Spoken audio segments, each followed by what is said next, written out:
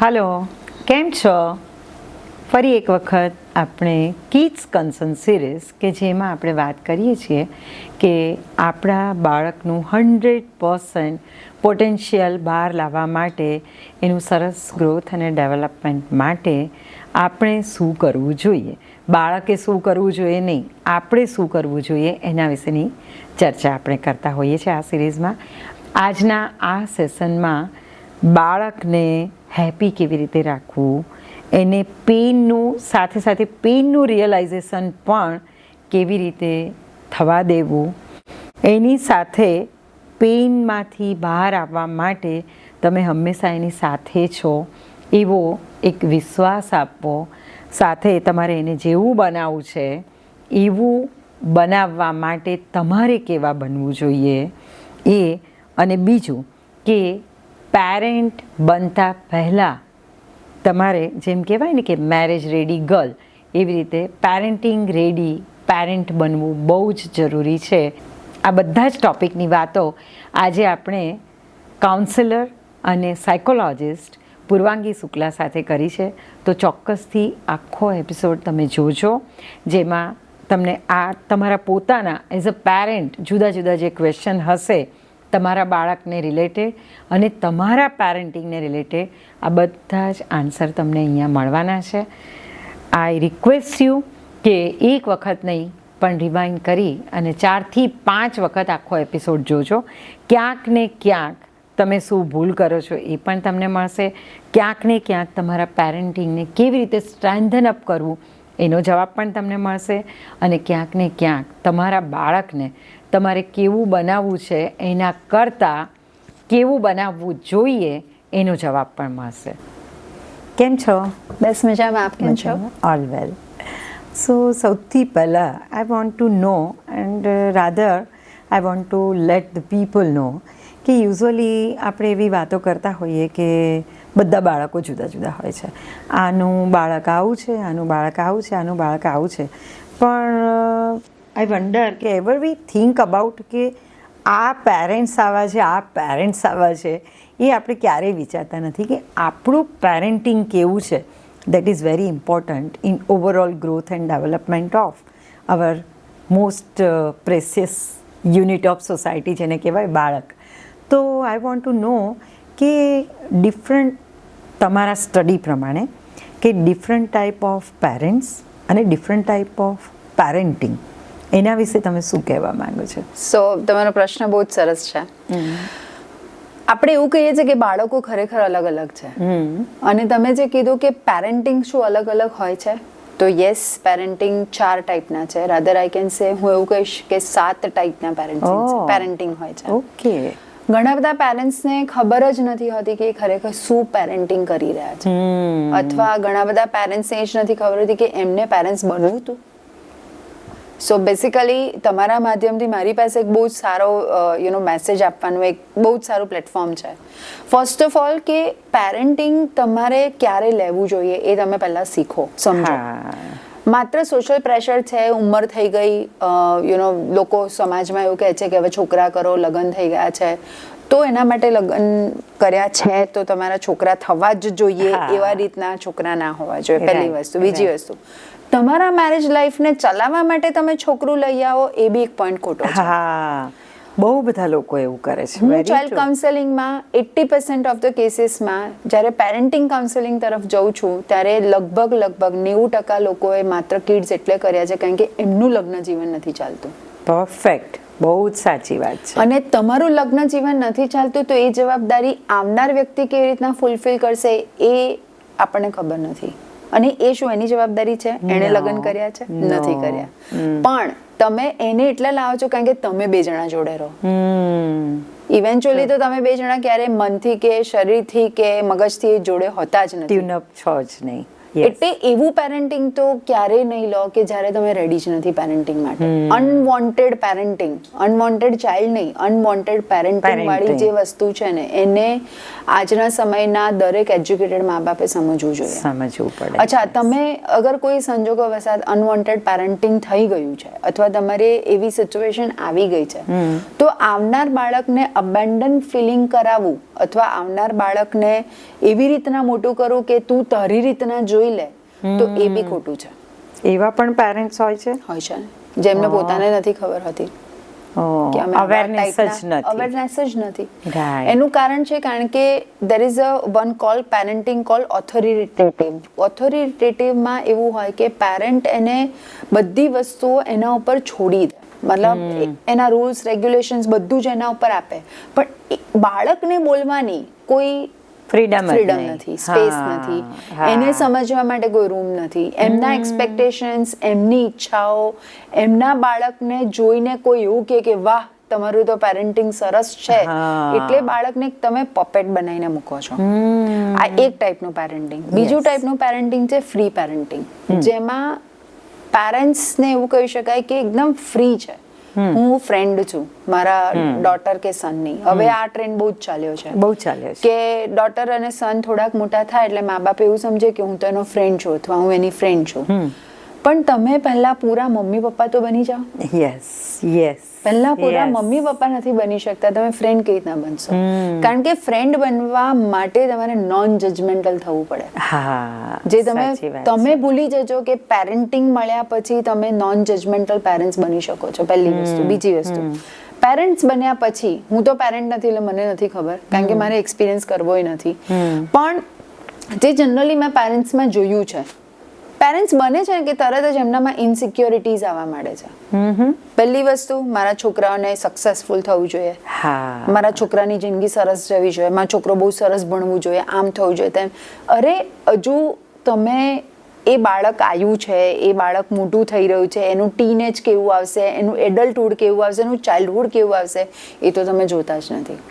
એટલે બેસિકલી તમારી ઇનસિક્યોરિટીને તમે ડીલ નથી કરતા તો તમે ફ્રેન્ડ તો નહીં જ બની શકો. ના બની શકે.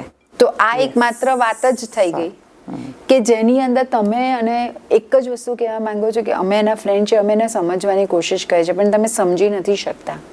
કેમ નથી સમજી શકતા? કારણ કે ક્યાંક ને ક્યાંક તમારી ઇનસિક્યોર પર્સનાલિટી એની ઉપર હાવી થઈ જાય છે. ત્રીજા ટાઈપના પેરેન્ટ્સ, જે પેરેન્ટ્સ ઇમોશનલી અનઅવેલેબલ છે. બધી બેઝિક્સ નીડ, સ્કૂલિંગ, ટ્યુશન્સ, બહાર જવું, આવું, ખાવું, પીવું, એની બધી નીડ્સને પૂરી કરશે, પણ જ્યારે ઇમોશનલી બાળક ઈચ્છે છે કે મા અને બાપ બંને જણા બેસે સમય, ત્યારે ઇમોશનલી અનઅવેલેબલ છે. એક ફાધરનું એક ડોટરના જીવનમાં absent father in daughter's life, શું ફરક પડે છે ને કદાચ ડોટર્સને અત્યારે નથી ખબર પડતી, પણ એ જ્યારે પોતાનું ઘર જ્યારે શરૂ કરે છે ને, અને ત્યારે જ્યારે બ્રોકન રિલેશનશિપના પ્રોબ્લેમ આવે છે, ત્યારે ડોટરને ખબર પડે છે કે how absent father, emotionally absent father affected her life. કારણ કે એક ફિમેલને પહેલું એવું માત્ર ઓપોઝિટ જેન્ડર છે જેના પ્રત્યે અટ્રેક્શન, જેના પ્રત્યે પ્રેમ, જેના પ્રત્યે લાગણી, કે જેના પ્રત્યેનો દરેક પ્રકારનો અભિવ્યક્તિ એ માત્ર ને માત્ર ફાધર થી આવે છે. પણ જો ફાધર ઇમોશનલી અનઅવેલેબલ હોય તો શું થાય? તો એ દીકરીને બીજા મેલ ઉપર જે તે સમયે જ્યારે ટ્રસ્ટ કરવાનો હશે ત્યારે કરી શકશે ના. અને I think how to deal with a male અથવા મેલ સાથે, મમ્મી સાથે ડીલ કરવું જુદું છે અને પપ્પા સાથે જુદું છે, એટલે એ પણ એને કદાચ ખબર જ નહીં પડે. સો there are third type of parent who are emotionally unavailable. unavailable. fourth ટાઈપના પેરેન્ટ એવા છે કે જે પેરેન્ટ્સને પોતાના બાળકને એક સ્ટીરિયોટાઇપ, થિયોરિટિકલ વે, બહુ જ બધા ભાષણ આપીને, સ્ટોરી ટેલર્સ બનીને એને ઘણું બધું શીખવાડવાની કોશિશ કરે. મોટા ભાગના પેરેન્ટ્સ. પણ તમે આજે એક વસ્તુ વિચાર કરો, એ જે વસ્તુ ફેસ કરે છે અથવા એ જે વિચારે છે, તમે 1 મિનિટ માટે એ બોક્સમાં એને જુઓ. તમે 34, 35, 36 વર્ષના હશો, જ્યારે તમારું બાળક 10 કે 12 વર્ષનું હોય, તો તમે એ 10 કે 12 વર્ષનું બાળક બનીને જુઓ, એ પણ આ એરા પ્રમાણે, તો તમને સમજાશે True. કે આજે મને એટલી ખબર પડે કે હું લેપટોપ લઈને આમ કામ કરતી હોઉં અને મારી 5 વર્ષની નીસ મને લેપટોપ પર કામ કરતા જોઈએ તો એને એવી ના ખબર પડે કે માસી કામ કરે છે, એને એવી ખબર પડે કે માસી કંઈક એન્ટરટેનમેન્ટ કરી રહી છે. હા, કેમ કે એના માટે અત્યારે પ્લેઝરેબલ એક જ વસ્તુ છે, રમવું. યસ. તો એના માટે એ જે પર્ટિક્યુલર ઇન્સ્ટ્રુમેન્ટ થયું ને, ઇન્સ્ટ્રુમેન્ટ એના માટે પ્લેઝરેબલ એક્ટિવિટી થઈ ગઈ. હવે મારે એ પ્લેઝરેબલ એક્ટિવિટીને કેવી રીતના એના મગજમાં મારું કામ છે અથવા આ એક એવું માધ્યમ છે જેનાથી હું મારું ઓફિસનું કામ કરું છું એવું મારે સમજાવવું હોય તો કેવી રીતના સમજાવવી આજના પેરેન્ટને નથી આવડતું. કારણ કે કાં તો સમય નથી, કાં તો ધીરજ નથી, પેશન્સ, ગુસ્સો બહુ જ આવે છે. સમજી તો જવાય જ ને, આમાં શું ના સમજ પડે. તો એક 30 વર્ષની મમ્મીને 5 વર્ષની દીકરીને કે 5 વર્ષના દીકરાને સમજાવવું હોય તો એને કે આટલું તો ખબર પડી જ જાય ને, પણ એ કેવી રીતના ખબર પડે? ના પડે. સો એ ધીરજ નથી. એટલે પેરેન્ટિંગ 4 ટાઈપના છે. આ 4 ટાઈપના પેરેન્ટિંગમાં પાછું ઘણા બધા મોટિવેશનલ સ્પીકર્સ, ઇન્સ્પિરેશનલ જે બી આવે છે એ લોકો એવું કહે છે કે હવેના બાળકને મારો નહીં. પણ હું એવું કહું છું કે જો તમે ઘરમાંથી એને સ્ટ્રિક્ટ એન્વાયરમેન્ટ અથવા એને ક્યાંક થોડીક લપડાક આપશો નહીં તો બહારની એ થપ્પડ સહન કરશે નહીં કરી શકે. એ બાળક ત્યાં એન્શિયસ થઈ જશે, એ બાળક ત્યાં ડિપ્રેસ થઈ જશે અને પછી જે બને છે અત્યારના જે સુસાઇડલ પ્રોબ્લેમ્સ થઈ રહ્યા છે બાળકોની અંદર સૌથી વધારે એ ત્યાંથી ઊભા થશે. ટ્રુ. કારણ કે તમે તમારા બાળકને એવું તૈયાર કરતા જ નથી કે જે બહારના એન્વાયરમેન્ટ સાથે મેચઅપ કરી શકે. તમે તમારા બાળકને સિક્યોર કાં તો એટલું બધું સિક્યોર ફિલિંગ આપો છો કાં તો બિલકુલ ઇનસિક્યોર વાતાવરણ આપો છો. એવું વાતાવરણ કે જેમાં એને તમે સતત ટોર્ચર કરો, તું તો આવો છે ને તું તો આવી છે ને તારામાં તો મગજ જ નથી. આવા લેબલ નહીં લગાવવા જોઈએ. એવું પેરેન્ટ્સ નથી સમજતા. તે immediately put the labels on the children's head અને પછી એ છોકરું શું કરશે ખબર છે? ત્યારે એ લેબલ નહીં લઈ લે પણ એનું સબકોન્શિયસ માઇન્ડ લઈ લે છે. પછી એ જ્યારે 30-35 વર્ષનો થાય પછી એના જોબમાં કે બિઝનેસમાં એને લોસ થાય કે એના રિલેશનશિપ બ્રેકઅપ થાય ને ત્યારે એ બધો ટ્રોમા બહાર આવે.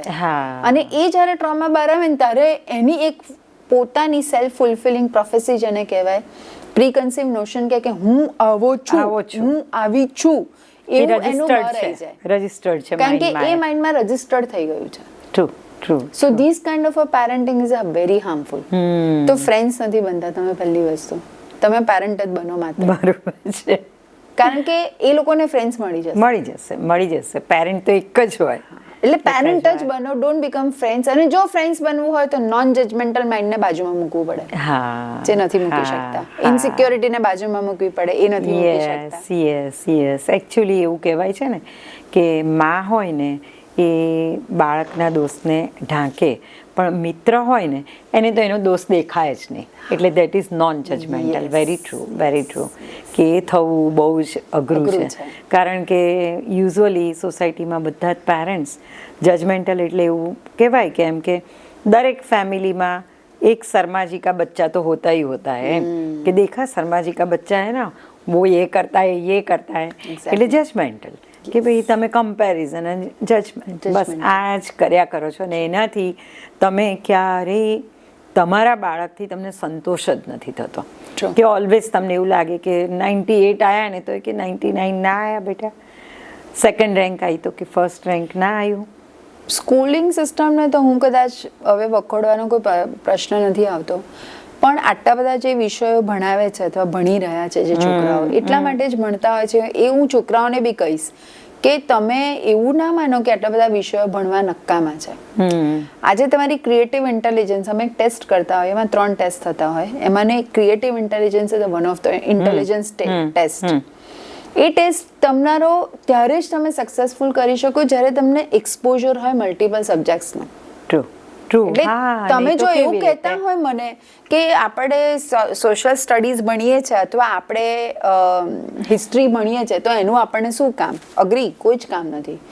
પણ જો તમારે મોટા થઈને હ્યુમન સાયકોલોજી સમજવી હોય ને તો હિસ્ટ્રી વાંચવી અથવા હિસ્ટ્રીને ભણવી બહુ જરૂરી છે. બીજી વસ્તુ દેર આર હિસ્ટોરિયન્સ ઓલ્સો. જે લોકો હિસ્ટ્રી ભણીને હિસ્ટ્રીની ઉપર લખાણ લખનારા ઘણા હિસ્ટોરિયન્સ પણ છે. આ પણ એક એવો સબ્જેક્ટ વિષય છે કે જેની ઉપર કેરિયર બની શકે છે. પણ તમને આ કેરિયર કે આ ક્રિએટિવિટી તમારી અંદર ક્યારે આવે? જ્યારે તમારી પાસે એક્સપોઝર, બેઝિક એનું ઇન્ફોર્મેશન એટલું. આજે મને કોઈ બી વિષય નથી ગમતો અથવા કોઈ બી વિષય ગમે છે તો મને ક્યારે ખબર પડે? જ્યારે હું વિષયથી એન્કાઉન્ટર થઉં. એટલે એક તો પહેલી વસ્તુ, ધીસ ઇઝ અ મિથ કે આટલા બધા સબ્જેક્ટ્સ ભણવાનો મતલબ શું? પણ if you don't study so many subjects, you can't have the exposure. And once you don't have the exposure, you never know કે તમારી સ્કિલ્સ એમાં સારી છે, તમે શું બેસ્ટ કરી શકશો. બરોબર છે. તો don't blame people, don't blame society, don't blame system, don't blame parents. તે વખતે પોતે એવું સમજો કે તમારે ખરેખર ભણવું છે. અચ્છા, ભણવું છે, શેના માટે ભણવું છે એ અત્યારે ક્લેરિટી ના જ હોય. અત્યારે મજા મસ્તી આ બધું કરવું હોય, પણ એની સાથે સાથે એક્સપોઝર લેવામાં કંઈ જ ખોટું નથી. બરોબર. અને સાથે પેરેન્ટ્સને પણ એ સલાહ છે કે જો આમ ફટાક દઈને પેલો મોબાઈલ કેવો આપણે આમ પકડાઈ દે, લે બેટા જો 5 મિનિટ, એની જગ્યાએ એટલી બધી સારી સારી બુક્સ મળે છે જેની અંદર બહુ જ બધા પિક્ચર્સ છે, બહુ જ બધી વસ્તુઓ છે. ઓલ્ડ સ્કૂલ સ્ટાઇલે છોકરાઓને મોટા કરી જ શકાય છે. પણ અત્યારના તો એવી ખરાબ પરિસ્થિતિ છે. મારે ત્યાં રિલેશનશિપ કાઉન્સેલિંગ માટે જો બંને હસબન્ડ વાઈફ આવે અને એમનું નાનું છોકરું હોય, દીકરો કે દીકરી જે કંઈ બી, એક જણને જો બહાર બેસાડું ને તો એ લોકો હેન્ડલ ના કરી શકે. એટલે તરત જ પેલા છોકરાને છે ને આમ મોબાઈલ આપી દે. એટલે મેં ત્યાં ગાડી આમ મારા ક્લિનિકમાં આમ લખેલું છે કે નાના બાળકને મોબાઈલ અહીંયા આ પ્રીમાઇસીસમાં આપવો નહીં. આપવો. ટ્રુ. કમસે કમ મને એમ થાય કે મારા પ્રીમાઇસીસમાં તો રહેશે. કારણ કે તમે ફટાક દઈને મોબાઈલ આપી દો છો, પણ તમે એની સાથે ઇન્ટરેક્ટ કેમ નથી કરતા? તમે વાત નથી કરતા, એની સ્પીચ ડેવલપ નથી થતી. તમારી પાસે સમય નથી અથવા તમારે એફર્ટ મૂકવા નથી, તમે તમારામાં જ, તમને તમારામાં રહેવું છે મસ્ત, તો પછી એનામાં જ રહેશે. એની પાસે બીજો રસ્તો જ નથી.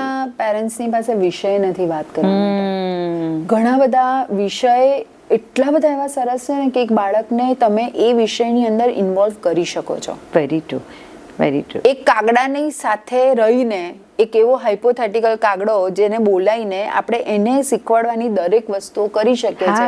એ પેરેન્ટ્સને આજકાલ નથી. Very true. મને બરાબર યાદ છે કે મારા ગ્રાન્ડ ચિલ્ડ્રન્સને હું રાત્રે વાર્તા કહું ને, પછી એટલું બધું એવી એકદમ જેને કહેવાય ને સિલી, પણ ઇમેજિન એ લોકો કરી શકે એવી, તો એટલું બધું હશે અને હસતા હસતા જ એ લોકો સૂઈ જાય. હવે મને ખબર છે કે આ કંઈ આમ કોઈ ફેક્ટ નથી, કે દાખલા તરીકે એવું કહું કે એક છોકરો હતો ને, તો એને એના મમ્મીએ આવું કહ્યું, તો એણે એ ટાસ્ક આવી રીતે કર્યું, પણ એ રોંગ હોય એમ. પછી મેં એને એવું કહ્યું કે તને આટલું નથી ખબર? ના, એના મમ્મીએ એવું કહ્યું કે તને આટલું નથી ખબર, જો વેદાંતને તો આવડે છે આ વસ્તુ, વેદાંત તો આવી રીતે કરે છે. એટલે વેદાંતને એવું લાગે કે ઓકે, મને આવડે છે આ વસ્તુ. અને એણે કેવી રીતે કર્યું એ નેરેશન હું એને જેને આપું ને, એકદમ સીલી એવું, તો એટલું બધું હશે ને એને એવું લાગે કે ઓ આટલું પણ એને નથી ખબર. આ તો પછી હું એને પૂછ્યું કે તો કેવી રીતે કરવું જોઈએ, બોલ બેટા, એને તો રોંગ કર્યું. પછી એ કહે કે ના, આવું નહીં, આવી રીતે થાય એમ. એટલે એને એક કોન્ફિડન્સ પણ આવે, એક ઇમેજિનરી એ આખું વિઝ્યુલાઇઝ કરી શકે, અને સાથે હેપી પણ થઈ જાય અને હસતા હસતા સૂઈ જાય. એટલે ઘણી વખત તમે જેમ કહ્યું એ જ રીતે કે to interact with a child, એ કેવી રીતે ઇન્ટરેક્ટ કરવું, આપણે આપણી જે ઉંમર છે કે આપણી જે બુદ્ધિ છે એ પ્રમાણે કરીએ તો એ કંઈ કામનું જ નથી. તમારા ઇન્ટરેસ્ટની વાતો કરો એ કામનું જ નથી. તમે એની એજ ઉપર જઈ અને એને શું ગમશે, આ વાત પર હવે હું તમને પૂછું છું કે બાળકની હેપીનેસ, બાળકને એકચ્યુઅલી હેપીનેસ શામાં મળે? જો બાળકને સૌથી વધારે હેપીનેસ ત્યારે મળે જ્યારે એના પેરેન્ટ્સ એની સાથેથી ઇનસિક્યોરિટી ફીલ ના કરતા હોય. ઓકે. કારણ કે બાળક રિસેપ્ટિવ છે, બહુ જ વધારે રિસેપ્ટિવ. તમે ધારતા નથી એનાથી વધારે રિસેપ્ટિવ છે. 100%. અને એ રિસેપ્ટિવિટી એટલી વધારે હોય છે ઘણા કેસીસમાં કે બાળકને ઘણા દૂર વસ્તુઓ બનતી હોય તો પણ એને સેલ્ફ રિયલાઇઝેશન થતું હોય છે કે કંઈક થઈ રહ્યું છે. એના મોઢાના હાવભાવ, એનું રડવાનું, એનું એજિટેશન થવું, ઇરિટેટ થવું, એંગર, એનાથી એને ખબર પડે છે કે મારી સાથે, કારણ કે એ બી એક હ્યુમન બિંગ છે. તમને જેવું તમારા શરીરને હાર્મફુલ કઈ બી વસ્તુ બને કે આપણને કોઈ પેન આવે તો આપણને નથી ગમતું, એમ એ પણ એક હ્યુમન બિંગ છે, એને પણ આ વસ્તુ થશે.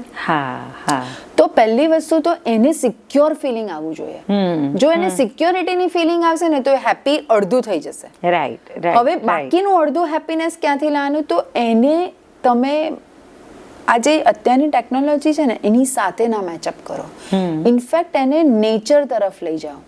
એક ઝાડની નીચે એને બેસાડો, એને ઉપર બતાવો કે જો બેટા તને ખબર છે ઝાડ કેવી રીતના મોટું થયું, જો આની નીચે આપણે ચાલ આજે આપણે ખોદીએ, જો હું નીચેથી તને છે ને આના મૂળ કાઢીને બતાવું, પછી તને ખબર છે હું તને આ ઝાડ છે ને એની ઉપર પેલી લીંબોળી થઈ છે ને એ લીંબોળી તને ખબર ફરી પાછી આ જમીનમાં નાખીએ ને તો પાછું આટલું મોટું લીમડાનું ઝાડ થાય.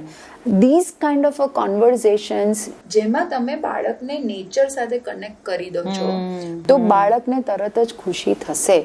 આપણે ભૂલી ના જવું જોઈએ કે આપણે પણ we lived in savanna, we were living in jungles only, પણ હવે આપણે કોન્ક્રીટ જંગલમાં રહી રહ્યા છીએ તો આપણે પોતાને પૂછવાની જરૂર છે આપણે ખુશ છીએ? એક મોનોટોનસ ગાંડા જેવી જિંદગી જીવીએ, કોઈ થર્ડ કોઈને ખબર જ નથી કેમ લાઈફ, ખાલી માત્ર કોઈ 4 જનરેશન પહેલાનું એક વ્યક્તિત્વ જો આપણા જીવનમાં પાછું આવે ને એ આપણા લાઈફને એનાલિસિસ કરે ને તો એવું કે આ ગાંડાઓ છો તમે. ગાંડા છે, સાચી વાત છે. કારણ કે તમે ટિપિકલ ટાઈમે ઉઠો છો, ટિપિકલ ટાઈમે તમે આ કરો છો, ટિપિકલ ટાઈમે ઓફિસ જાઓ છો, ટિપિકલ ટાઈમે આવો છો. રોબોટ, મશીન નહીં, કોઈ તમારા ઇમોશન્સ નથી, કોઈ તમારે, અને તમે છેવટે કંટાળીને એન્ટરટેનમેન્ટ જ પકડો છો બસ. અને એ બી ક્યાં એક એવા સોફામાં બેસી અને તમે રિમોટ ચલાવો છો. હવે રિમોટ તમને ચલાવે છે કે તમે રિમોટ ચલાવો છો એ ક્વેશ્ચન માર્ક છે, કારણ કે ઇન અ વે રિમોટ તમને ચલાવે છે, તમે રિમોટ નથી ચલાવતા. એ વસ્તુ આપણે ભૂલી ગયા છે સિન્સ આઈ થિંક 1980s થી જ્યારથી ટીવી આવી ગયા 80s માં, અને 2000 આઈ થિંક 6 પછી આઈ થિંક ઇન્ટરનેટ બ્લાસ્ટ થયું, કારણ કે તે વખતે હું તો બહુ જ યંગ હતી, હું જ્યારે યંગ હતી ત્યારે થયું. હા, બ્લાસ્ટ થઈ ગયો. એટલે હવે તો તમને એક આ 4x4 ની સ્ક્રીન ચલાવે છે કે તમે એને ચલાવો છો, એટલે એ આપણે ક્વેશ્ચન માર્ક કરવાનો. એટલે બાળકને જો હેપી કરવું હોય ને તો એને કુદરત પાસે લઈ જાઓ. પરફેક્ટ. વેરી ગાર્ડનમાં ગોળ ગોળ ફેરવવાથી કઈ નહીં થાય. ગાર્ડનમાં લઈ જાઓ તો બેટા આ ફૂલ કેવી રીતના આવ્યું તને કહું, તો આવી રીતના આવ્યું. તને ખબર છે આ ફૂલનો કલર કેમ આવો છે, એક યલો છે તો એક રેડ કેમ છે, તો એ વસ્તુની ક્યુરિયોસિટી એનામાં તમારે આપો. વિચારતું પણ થશે. એક્ઝેક્ટલી. અને વિચાર શક્તિ એની જન્મ લે એવું કંઈક તમે મૂકો એની અંદર. એને નદી પાસે લઈ જાઓ ને તો એને એવું બતાવો કે જો બેટા નદી છે ને એક જ મેળ તરફ વહે છે, જો આજ તરફ જાય છે બધું પાણી, આમ નથી જતું, જો તો એ કેમ એવું થાય છે તને ખબર છે? આ વસ્તુ કરશો ને તો બાળક તમારું સાંભળશે. તમારે એને ફ્રેન્ડ બનાવવા માટે મહેનત નહીં કરવી પડે, ઓટોમેટિકલી બની જશે. અને તમારા બેનું બોન્ડિંગ છે ને આમ હશે. તમારા નહીં બોલાયેલા શબ્દો જ્યારે મોટું થશે ને ત્યારે સમજશે. બરાબર. એટલે આ બધી વસ્તુઓની પ્રોસેસ જેવું આપણે એક સ્પર્મ જ્યારે એન્ટર થાય છે અને એ બીમાંથી જ્યારે એટલું મોટું બાળક બને છે ને, એવી જ રીતના જ્યારે બાળક પહેલા જ દિવસે હાથમાં આવે ને ત્યારથી એ સમજી લેવાનું છે કે આપણે આ બાળકને એક સમાજને આપવાની ભેટ છે. આપણે આ સમાજને ભેટ આપીએ. બહુ એમ કે સમાજ માટે તું બહુ ઇમ્પોર્ટન્ટ છે. એ ફિલિંગ પણ એને આપે. એનો એક વિચાર સમાજને તોડી અને બનાવી બંને શકે છે. Very true. હિટલરની જો બાયોગ્રાફી લોકો વાંચે તો તમને ખબર પડે કે હિટલર કઈ એમ જ નતા જન્મ્યા. હું હિટલરને ખરાબ નહીં કહું, but he was the one of the great example of narcissism. પણ આજે જ એના ફાધરે જો એમને સારા પેન્ટર બનાવવા દીધા હોત તો શું હોત? પરિસ્થિતિ બહુ અલગ હોત. સાચી વાત. પણ ઇન અ વે આપણા માટે હિટલર બ્લેસિંગ સાબિત થયા છે, કારણ કે એમના વર્લ્ડ વોર 2 ના કારણે આપણને ફ્રીડમ મળી. એ આખી અલગ વસ્તુ થઈ ગઈ. બટ બીંગ અ પર્સન અગર વાત કરીએ છીએ તો નાર્સિઝમનો one of the biggest example. તો આજે તમે તમારા બાળકમાં શું રોપો છો અને એનામાં તમે શું જુઓ છો એ તમારું કામ છે. એ પેરેન્ટ્સને ઓળખવાનું કામ છે, એ બાળકનું કામ નથી.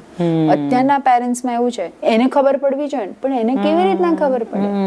આજે એક 60 વર્ષના ફાધર 25 વર્ષની દીકરીને એવું કહે કે તને ખબર પડવી જોઈએ ને, તું મેડિકલમાં ગઈ એ પહેલા. પણ દીકરી તો 25 વર્ષની જ છે, એને તો દુનિયા હજુ જોઈ જ નથી. તમે તો 60 ના પહોંચ્યા ને. આ પેરેન્ટિંગ છે.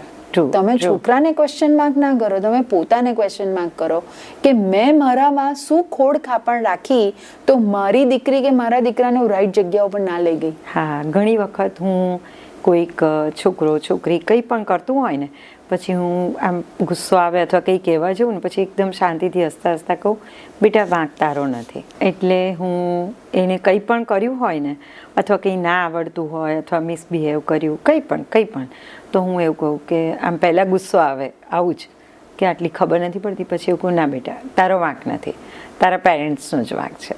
બધા જ છોકરાઓને એવું કહું કે પેરેન્ટ્સનો વાંક છે, તારો નથી. કારણ કે બાળક, હું તો 20 વર્ષ સુધીના બાળક જ કહું છું, એટલે 20 વર્ષ સુધી તમારે એની અંદર શું ઇમ્પ્લાન્ટ કરવું છે એ તમારે પોતે તમારામાં ઇમ્પ્લાન્ટ કરવું પડે. તમારે બાળકને જે બનાવવું છે એ તમારે પોતે બનવું પડે. આ તો તમે ના બન્યા એ તમારા બાળકની બનવાની જવાબદારી. ધેટ ઇઝ એન એક્સપેક્ટેશન કે મેં નથી કર્યું, હવે તું બાઈને પૂરી કર. પણ કેવી રીતના કરશે? તું કર. સાચી વાત છે, સાચી વાત. એટલે અને બીજું, જેમ આપણે હેપીનેસની વાત કરી, એના પેઇનની વાત કરી, તો એ જ રીતે ઘણા બધા પેરેન્ટ્સને આમ એવું હોય છે કે અમારા ઘરમાં તો આટલી ડિસિપ્લિન જોઈશે જ, પણ ડિસિપ્લિન માટે તમારે મિલિટરી બિહેવિયર કરવું એવું જરૂરી નથી. પણ બાળકને ડિસિપ્લિનમાં રાખવા માટે તમે જે માનો છો એ પ્રમાણેની, તો કેવી રીતે, how to interact with your child? True. સૌથી પહેલાં તો એવું કહીશ કે સેલ્ફ ડિસિપ્લિન છે ને એ મોટિવેશન છે. Okay, perfect. તો મોટિવેશન માટે બહાર જવાની જરૂર નથી. કોઈ મોટિવેશન સ્પીકર બોલશે ને તો 2 દિવસ આપણને વાવ થઈ જશે, અને 3જા દિવસે આપણે જે તળિયે જઈને બેઠાઈશું ને એને જ ખબર હશે. સેલ્ફ ડિસિપ્લિન જો બાળકની અંદર લાવવી હોય તો પહેલા ને પહેલા મા બાપે બાળકના નેચરને, સ્વભાવને સમજવું પડે. ઘણા બધા ટાઈપના બાળક છે, એમાંથી હું 2 ટાઈપ તમને કહું છું. એક બાળકનો ટાઈપ એવો છે કે જેની અંદર બાળક પોતે સેલ્ફ ડ્રીવન નથી, એને ડ્રાઈવ કરાવવો પડે છે. એવા સમયે તમારે સ્ટ્રિક્ટ એન્વાયરમેન્ટ રાખવું ખોટું નથી, પણ હવે તમારું બાળક પોતાના જાતે જ ગોલ્સ લઈને બેઠો છે, અથવા એના પોતાને જ ખબર છે કે મારે અહીંયા જવું છે, which is been self driven, એ પોતે પોતાની જાતે ડ્રાઈવ કરે છે, તો એવા બાળકને સ્ટ્રિક્ટ એન્વાયરમેન્ટ ના આપો, એવા બાળકને પ્રેશરાઇઝ ના કરો, એવા બાળકને તમારી સામાજિક વ્યવસ્થા કે તમારી લોકો સાથેની જે કોઈ બી ઇક્વેશન્સ છે એને મેચ કરવા માટેનું પ્રેશર ના કરો.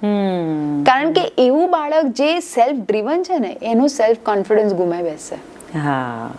પણ જે બાળક પોતે કશું નથી કરતું અથવા એને કરવા માટે એને ઝેસ્ટ કે એને મોટિવેશન નથી આવતું, તો ત્યાં તમારે સ્ટ્રિક્ટનેસની સાથે સાથે તમારે થોડી કોન્વર્ઝેશન ને એના આઉટકમ તમારે લાવવા પડશે. બીજું, હંમેશા ખેંચમતાણ ના કરો. 100 વસ્તુઓ અગર બાળક માંગે છે તો 50 એના પ્રમાણે કરો ને 50 તમારા પ્રમાણે કરો. ચલ બેટા, આજે તું આવું કે છે ને, આજે ચલ તારા પ્રમાણે કરી જોઈએ, અને પછી એના આઉટકમ બતાવો. જુઓ તમને એના આઉટકમ જે આવશે ને એટલે બાળકને જાતે રિયલાઇઝ થશે. પણ તમે એને ડાઉન ફીલિંગ કરાઈને જો રિયલાઇઝ કરાવશો તો એનો કોન્ફિડન્સ તૂટી જશે. કાં તો એ બહુ સબમિસિવ થઈ જશે, કાં તો એ રિબેલિયન બની જશે, જે બંને ખતરનાક છે. એકચ્યુઅલ જે છે એ બહાર જ નહીં આવે. એકચ્યુઅલ બહાર જ નહીં આવે. તો અગર બાળક સેલ્ફ ડ્રીવન છે તો એને સ્ટ્રિક્ટ એન્વાયરમેન્ટની જરૂર નથી, પહેલી વસ્તુ. બીજી વસ્તુ, અગર બાળક નથી સેલ્ફ ડ્રીવન, એને પોતાને હસી મજાક મસ્તી હેપી ગો લકી છે, તો એને ધીરે ધીરે તમારે ચેનલાઇઝ કરવો પડે કે ચલ બેટા તારો ફર્સ્ટ હાફ હું કેવી રીતના, ફર્સ્ટ હાફ જો તમે મતલબ ધ મોર્નિંગ ફર્સ્ટ 2 hours તમે બાળકના સંભાળી લીધા તો તમે આખો દિવસ એનો સંભાળી લીધો. પણ જો તમે પહેલા 2 કલાકમાં ગડબડ કરી તો એનો આખો દિવસ ગડબડ ગયો. તો પહેલા તમારે એની સ્કૂલ અગર 7 વાગે ચાલુ થાય છે, એની બસ અગર 6:15 આવે છે, તો યુ મેક શ્યોર કે એની રાત સારી જવી જોઈએ. બહુ જ સાચી વાત છે. પણ તમે પછી 12 વાગ્યા સુધી એક પેલા સ્ક્રીન ઉપર બેઠા છો તો તમારી સ્ક્રીન ચાલી છે અને તમારું બાળક બાજુમાં ઊંઘે છે, નો. ના ચાલે. તમારું sleep hour should be by 9:30 start થઈ જવું જોઈએ. એ બાળક 5 વાગે જો ઉઠતું હોય તો મેક શ્યોર કે 9:30 માં ઊંઘી જાય. એને ઊંઘાડવા માટે 9 વાગ્યાને પથારી ભેગો કરવો પડે અને એના માટે એને જમવાનું 7:30 આપી દેવું પડે. આપવું પડે. યસ. તો આ જે છે આ વસ્તુ સાંજની આપણે ફોલો કરવી પડે તો મોર્નિંગ અવર્સ એને સચવાય. સવારે. સાચી વાત. કારણ કે એને તમે હડબડીમાં બ્રશ કરાવો ને હડબડીમાં એને તૈયાર કરો, હડબડીમાં એને તમે ધક્કા મારીને મોકલો. જસ્ટ ઇમેજિન, આપણને જો આટલું ફ્રસ્ટ્રેશન હોય છે ક્યાંક જવાનું અને 10 મિનિટ મોડા હોઈએ તો આપણે આમ થઈ જઈએ છીએ, તો એ બાળક કેવું થઈ જતું હશે? Very true. એની તો તાકાત બી નથી, એટલું એને સમજવાની એનામાં એ છે જ નહીં. અને એની કેપેસિટી બહાર તમે એને પ્રેશર આપો છો તો શું થશે એ બાળકને? તો આ રીતના એની શરૂઆત કરો. રાઈટ. અમુક બાળકો જેને કહેવાય કે એંગ્રી પર્સનાલિટીવાળા હોય છે ફોર એની રીઝન. શું રીઝન હોય છે તો પેરેન્ટ કદાચ સમજી શકે છે કે નહીં, ઇટ્સ અ બિગ ક્વેશ્ચન, પણ એ એવું જ કહે છે કે બહુ તોફાની છે, બહુ ગુસ્સો કરે છે, કયું નથી કરતું, અમે કંઈ કહીએ તો સાંભળતું નથી. તો એમના માટે કે how to deal with such child. મને ખબર છે કે તમે પણ મારી જેમ એવું જ માનતા હશો અને કહેશો જ કે first you find out the reason behind. ના મેમ, એંગર તમને કે મને ગુસ્સો આવે કે તમને ગુસ્સો આવે એટલા માટે જ આવે છે ને, કારણ કે આપણું કંઈક કહેલું અથવા આપણું થતું નથી, ધાર્યું, આપણી એક્સપેક્ટેશન્સ નથી મીટ થતી ત્યારે આપણને ગુસ્સો આવે. કાં તો લોકો પર આવશે કાં તો પોતાની પર આવશે. હવે તમારું બાળક ગુસ્સો કરે છે, ચલો અગ્રી, ખોટું કરે છે અગ્રી, પણ એ ગુસ્સા સુધી પહોંચ્યું જ કેમ? એક ગુસ્સો એટલે એક્સ્ટ્રીમિટી થઈ ગઈ. એક્સ્ટ્રીમ. હવે એ એક્સ્ટ્રીમિટી સુધી તમે શું કરતા હતા? એટલે તમે અવેર પેરેન્ટ નથી. તમારા બાળક સાથે શું જઈ રહ્યું છે, એનો દિવસ કેવી રીતના પસાર થાય છે, કઈ જગ્યાએ સ્ટ્રેન ફીલ કરે છે, એ તમે ખુલીને વાત જ નથી કરતા એની સાથે. અથવા તમે એના સ્ટ્રેનને દૂર કરવા માટેની એવી યોગ્ય કોશિશો નથી કરતા જે કરવી જોઈએ. એવું નથી કહેતી pampered, no, here pampering is a different story. Here is all about care. કે હવે આજે સપોઝ તમને એવું છે કે મારું બાળક વેજીટેબલ્સ નથી ખાતું, તો હવે હું એને શું કરું? તો હું ઘણી વખત એવું કહું કે એને શું કરવા ખવડાવવા તમારે વેજીટેબલ્સ? ના ખવડાવો ને. કઈ એને શું ખાવું છે પહેલા એને એ ખવડાવો તો ખરા. પહેલા એ તો આપો. તમે પેલું નથી આપતા, એને સ્ટાર્વિંગ ફિલિંગ આવે છે. જો તમારું આપેલું એ અડધું ખાશે એટલે અડધું પેટ ખાલી રહેશે. અડધું પેટ ખાલી થશે એટલે વિચારો મગજ પર ચડશે, કારણ કે ખાલી પેટ એટલે વિચારવાયુ મગજ પર ચડે ને એની બનતી બીજી વસ્તુ ના થાય એટલે ફટાક દઈને ફિયર્સ. તો પહેલા કેમ શાક નથી ભાવતા અથવા શાક ખવડાવવા માટેની પાછળ ના પડો. ઓકે, એને એક્સેપ્ટ કરી લો કે ચલ આને નથી ભાવતું. હવે તમે વેરિએશન્સ વિચારો કે શું કરી શકાય આ વેરિએશન્સમાં. તો એને નવો ટેસ્ટ કેવી રીતના ડેવલપ કરે છે? અને બાળકનો ટેસ્ટ દર વર્ષે, દર 6 મહિને બદલાય. એટલે પહેલા તો રૂટ કોઝ ગુસ્સાનો એક જ છે કે નથી એના પ્રમાણે કંઈ થયું તો આ કરે છે. ઓકે, હવે કરે છે તો હવે તમે એની સાથે કમ્યુનિકેશન એસ્ટાબ્લિશ કરો કે બેટા ગુસ્સો આવે છે, જો આપણે ગુસ્સો નહીં કરીએ, ચલ આપણે શું કરીએ તો તને ગુસ્સો ના આવે. આ રીતના શરૂઆત કરો. વન ફાઇન મોર્નિંગ 365 ડેઝ પછી તમે લખીને રાખજો આ બાળક ગુસ્સો નહીં કરતું હોય અને પેરેન્ટ્સનું એની સાથેનું બોન્ડિંગ ટાઈટ થઈ ગયું હશે. એના અગર ગુસ્સાના કારણો બહાર કાઢશો ને તો તમને ખબર પડશે કે પેરેન્ટ્સ અને કંટ્રોલિંગ પેરેન્ટિંગ જ માત્ર ને માત્ર જવાબદાર છે ગુસ્સાવાળા બાળકની પાછળ. પહેલા તમે 5 મિનિટના મોબાઈલથી શરૂઆત કરો, પછી એ બિચારો 50 મિનિટે પહોંચે, પછી એ 5 કલાકે પહોંચે અને પછી તમે એકદમ સડનલી ખેંચી લો અથવા એના માટે સ્કોલ્ડ કરો. કચ એની બરોબર છે, બહુ સાચી વાત છે. દરેક પેરેન્ટને એવું હોય છે કે મારું બાળક બહુ જ, જેમ શરૂઆતમાં તમે કહ્યું કે બહુ પરફેક્શનિસ્ટ હોય, બહુ જ સારું ગ્રો કરે, સારી કેરિયર કરે. આમ સમાજમાં એવું થાય કે આનો દીકરો, આની દીકરી, એટલે તમને ક્રેડિટ મળે એમ. તો આ બધું બરાબર છે, ચલો દરેકને એવી ઈચ્છા હોય, પણ how to grow a good child, અથવા તો આપણા શબ્દોમાં અથવા આપણા સબ્જેક્ટ પ્રમાણે કહીએ તો how to B good parents એવું કહી શકાય. સો સારું પેરેન્ટિંગ, સારા બાળકને ગ્રો કરવા માટે સારું પેરેન્ટિંગ એ શું છે કે કેવું હોવું જોઈએ? આપણા 12 મહિનાનો આપણો 1 વર્ષ હોય છે. કેટલી ઋતુ આવતી હોય મેમ? બધી જ ઋતુ આવે? 6 ઋતુ. કોઈ એક ઋતુ પરમેનન્ટ કે સ્ટેગ્નન્ટ હોય છે? નથી હોતી. તો બાળકને એવું કેમ ના શીખવાડાય કે બેટા આજે સફળતા છે, કાલે નિષ્ફળતા છે, આજે કોમ્પિટિશન છે તો કાલે સારું રિઝલ્ટ છે, આજે પરીક્ષા છે તો કાલે વેકેશન પણ છે. તો life comes with the routine. એક ઋતુઓ અલગ અલગ બધા જાતના સિઝન સાથે આવે છે. તો આજે આપણે હસીએ છીએ તો કાલે રડીએ પણ છે. આ આપણા ઇમોશન્સ છે. તો પેન પણ બહુ જરૂરી છે લાઈફમાં. પણ તમે એવું માનો કે ના બાળક તો એકદમ જ હસતું જ હોવું જોઈએ, એને હંમેશા સક્સેસ જ રહેવું જોઈએ, એનું સ્કોર કાર્ડ ગુડી જ હોવું જોઈએ, તો તમે ક્યાંક ને ક્યાંક એક પરફેક્શન અથવા તો તમે એક પરફેક્શનિસ્ટની એક પ્રેશર એની ઉપર નાખી દો છો. એ તો નાખો છો, ચલો વાંધો નહીં, પણ એ બાળક જ્યારે મોટું બનશે ને ત્યારે એ પોતાને કેવી રીતના જોશે? ઓ મેં આ ના કર્યું, ઓ હું તો આવી છું, ઓ મેં આવું ના કર્યું, હું તો આવી છું. આવું ના થયું એટલે આ આવો છે. પણ એ પરફેક્શનના કારણે 3 પ્રોબ્લેમ ઊભા થાય. કાં તો માણસ સેલ્ફ પરફેક્ટ એટલો બધો બને કે એ ઓબ્સેસિવ ઓસીડી એન્ઝાયટી અને જનરલાઇઝ એન્ઝાયટી ડિસઓર્ડરથી પીડાય, સતત ડિપ્રેશનમાં. બીજું એક સોશિયલ પરફેક્શન, લોકોની સામે સારા દેખાવું, લોકો મને એક્સેપ્ટ કરે, હું જેવી છું એવું મને મને મને એપ્રિશિએટ કરે, તો સોશિયલ પરફેક્શન એમને મારી નાખે. અને ત્રીજું બહુ જ ખતરનાક છે, એ છે પરફેક્શન ઓન અધર્સ. જ્યારે એ ડોમિનન્ટ નેચર ઊભો થાય ત્યારે એ કોઈ પણ રિલેશનશિપમાં ટકી ના શકે. તો બાળકને એવું શીખવાડો કે જીવન એટલે ઋતુ છે. આજે દિવાળી છે ને બેટા તો કાલે દેવ દિવાળી પણ છે. આજે ઉત્તરાયણ છે ને તો બેટા કાલે આપણે સ્કૂલે જવાનું છે. આજે પરીક્ષા છે ને તો કાલે ભણવાનું છે.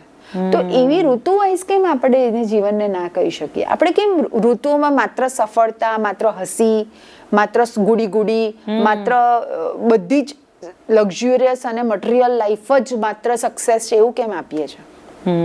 કેમ એવું નથી કહેતા કે બેટા તું 5 મિનિટ ખૂણામાં બેસીને આમ બેઠો હોય ને તને કોઈ વિચાર ના આવે તો એ બી એક બહુ મોટી સફળતા છે આજના જમાનામાં. Very true. પણ એ વસ્તુ નથી શીખવાડવી. આમાંથી શું મળે? આવું શીખવાડવાથી શું મળે? પૈસા તો ના મળે. But everything is not money. You can't convert everything into the material life.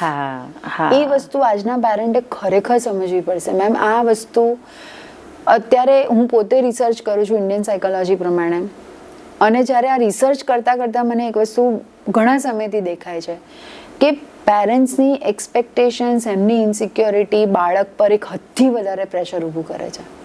અને જે આવનારા સમય માટે કે આવનારા સમાજ માટે નથી સારું. એમ પણ આપણે કળયુગમાં છીએ, એમ પણ આપણા મનને કોઈ શાંતિ નથી, એમ પણ આપણે એડવર્ટાઇઝમેન્ટથી બહુ જ ઘેરાયેલા છીએ. સખત ઇન્ફ્લુએન્સિંગ આપણો અત્યારનો સમય જઈ રહ્યો છે. અને એમાં પણ જો તમે આ વસ્તુ એડ કરો છો તો ખરેખર એ જીવનને જીવન આપીએ છીએ? ના, એ રોબોટ જ ઊભા કરીએ છીએ આપણે. મતલબ હું લોકોને ઘણી વખત આમ સેશન્સ લેતી હોય તો એવું કહું કે મરી તો ગયા છે, ખાલી બાળવાના જ બાકી હોય. એનો અર્થ શું? મરી તો ક્યાં ના ગયા આપણે, પણ હવે ખાલી બાળવાના જ બાકી છીએ. તો હવે સ્મશાને જઈને ખાલી મૂકી આવવાના જ છે આપણને, એ જ બાકી રહી ગયું ને. તો હવે રહ્યું છે શું આપણા જીવનમાં? એટલું બધું શું વિચાર કે એટલા બધા ઉપર શું કરવા જવાની જરૂર કે આપણે સાવ જ પતિ છે. તો બાળકને આ ના શીખવાડો. બાળકને શીખવાડો કે બેટા ઋતુ પ્રમાણે જીવન ચાલે. જો આજે રડીએ બી છે ને કાલે હસીએ બી છે. આજે કોઈ તકલીફ પણ આવે છે તો કાલે તકલીફનું નિવારણ પણ મળશે.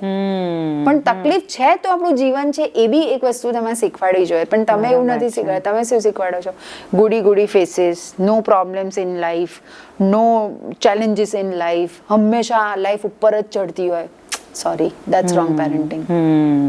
કારણ કે તમે બાળકને તો પછી કાં તો પહેલેથી જ આંધળો કરીને દુનિયામાં મૂકો છો, પછી એની સામે જે પેલા ચેલેન્જ આવે છે ત્યારે એ આમ થઈ જાય છે, અમારાથી આ તો નહીં થાય. બરોબર છે. ક્રાઇસિસ ડિસિઝન પાવર જ એનામાં ડેવલપ નહીં થાય હશે. કારણ કે તમે એને કોમ્પિટિટિવ એન્વાયરમેન્ટ આપવા તૈયાર છો, પણ તમે એને સુધિંગ એન્વાયરમેન્ટ આપીને એ નથી બતાવતા કે બેટા હેલ્ધી કોમ્પિટિશન બી જરૂરી છે. પણ do we really have the healthy competition kind of thing? Nothing. એવી તો ખાલી વાતો જ છે.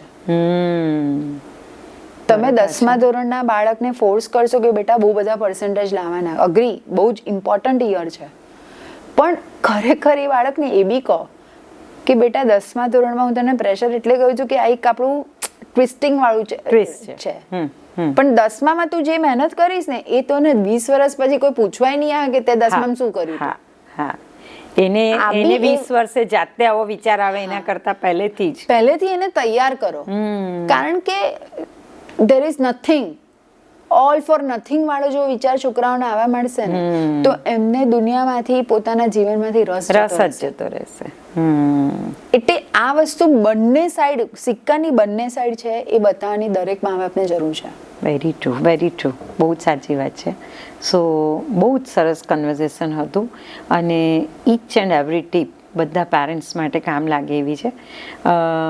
એટ લાસ્ટ એક સરસ મેસેજ ફોર પેરેન્ટ્સ. બસ પેરેન્ટ્સથી હું એટલું જ કહીશ કે હંમેશા પેરેન્ટ્સ ના બનો. ક્યારેક બાળકોને બાળક બનીને પણ જોવાની કોશિશ કરો, કારણ કે એની દુનિયા અને તમારી દુનિયા બહુ જ અલગ છે. એનો વિચાર તમારો વિચાર અલગ છે. ભલે તમારું જ બાળક છે, તમારે જ મોટું, તમે જ મોટું કર્યું છે, પણ એ બાળક ક્યાં કેવા એમ્બિશન સાથે, કેવા વિચારો સાથે આગળ જશે એ બાળકને જ માત્ર ખબર છે. તો એને બને એટલું પુલ કરવા કરતાં પુશ બી ના કરો ને પુલ બી ના કરો, એની સાથે ખાલી ઊભા રહો અને જુઓ શું થાય છે અને એની પર ટ્રસ્ટ રાખો. સૌથી વધારે બાળકોને ઇન્સિક્યોરિટી તમારા ડિસ્ટ્રસ્ટથી આવે છે, તમારા અવિશ્વાસથી આવે છે. માત્ર ને માત્ર વિશ્વાસ રાખો અને વસ્તુઓને નેચરલી બનવા દો. સરસ રીતના જ બાળક મોટું થશે. That's my so final sweet, message. બહુ જ સરસ, બહુ જ સારું કન્વર્ઝેશન રહ્યું. Thank you Purvangi. Thank you so We will much. meet again. Thank you for with the- welcoming me. Thank you.